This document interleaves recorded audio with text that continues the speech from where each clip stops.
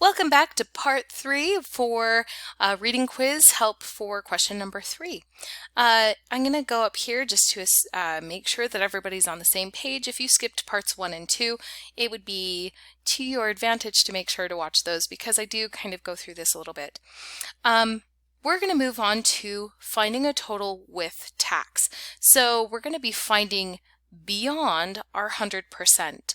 So in this case, we have 100% of the price, but then we have to add in some more with the tax. People in other countries, they often don't have the sales tax not included in the price tag. Here in the United States and some other countries, not all of them, the price tag does not include the sales tax. And so when you check out at the cashier or the register, the amount that they tell you you need to pay or is due is more than what you saw on the price tag. So that's something that's kind of unique if you're unfamiliar with that. So what we're going to do is we're going to take our original price and we have to find out what we're going to be responsible for when we get to the checkout because we have more beyond our original price. Because I am going to be responsible for more than my original, I'm not going to be subtracting like I did in the first two with a sale. I'm actually going to be taking my 100% and adding on more, which will be our tax. And because we're going to be changing things to percentages, we're going to be doing decimals, we're going to do 1 and adding our decimal of tax. So we're going to change, in this case, 6% to 0.06. And that tells me I am now going to be responsible for paying 100% of the price on the tag, plus an additional little more of the sales tax. So I'm going to be expecting a larger amount than my original price.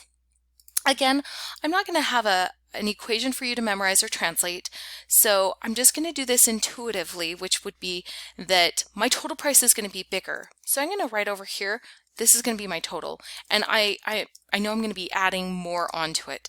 So I'm going to come over here and look at, well, I will be paying for the entire amount, the 100% of whatever it is, in this case a mattress. So because it's 570, I guess we should write it down.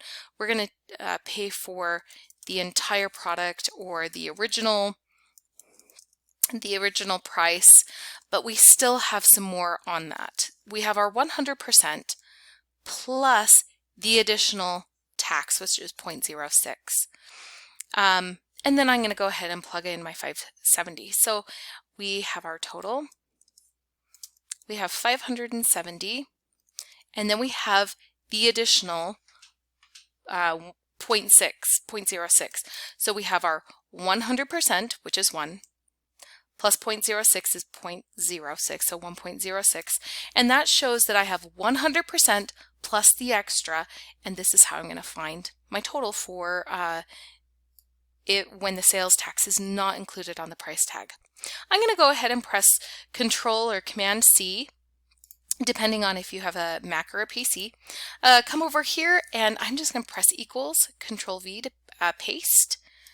If you're not comfortable with that, you can also just right click and copy and paste that way. Now Excel needs an operation between these two. Even though it has parentheses, it doesn't know what to do unless you tell it to multiply. So we're going to multiply here, even though we know that because it's in parentheses that we're going to be multiplying. But Excel needs to know that. So we're going to take our original 100% plus the 0.06, and it gave me a larger amount, which is what we were expecting because I am now adding in the tax. So the price when I get to the checkout will be $604.20. There we go. All right, so part 4 will be finding the price that the original price was before the sales tax. So I'll see you for part 4.